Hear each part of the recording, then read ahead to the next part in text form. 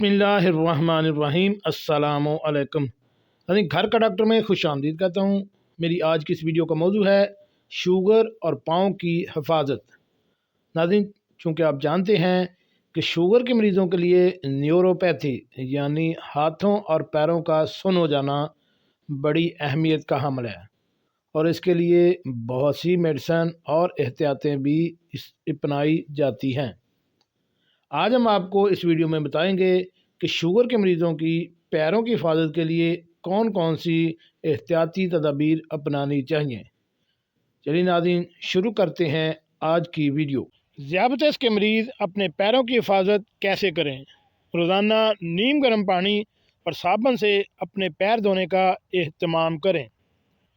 Number 2 पे है कि धोने के बाद पैर अच्छी तरह खुश करें। ख़ास तौर पर उंगलियों के दरमियान, वहाँ फंगस होने का इम्कान ज़्यादा होता है। नंबर 3 में है कि उंगलियों के दरमियान मॉइस्चराइज़र ना लगाएं। अच्छे मॉइस्चराइज़र से पैरों को नरम रखें।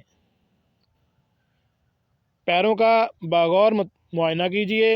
किसी भी ज़ख़म, चोट, छाला या कट की सूरत में फ़ौरन डॉक्टर से रजू करें।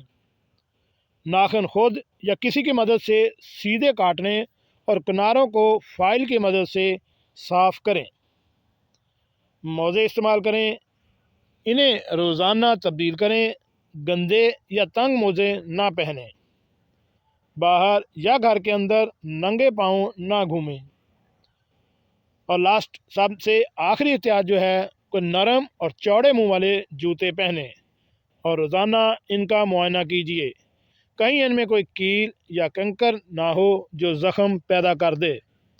यानी अपने रोज़ाना पैरों की हिफाजत करें और ख़ास कर ऐसा कोई भी एहतियाती तदाबीर अपनाते हुए पैरों पर किसी भी किस्म का ज़ख़म ना होने दें।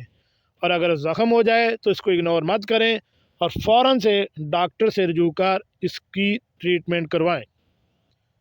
जी नाज़रीन, कैसे लगी आज की हमारी ये मालूमाती वीडियो।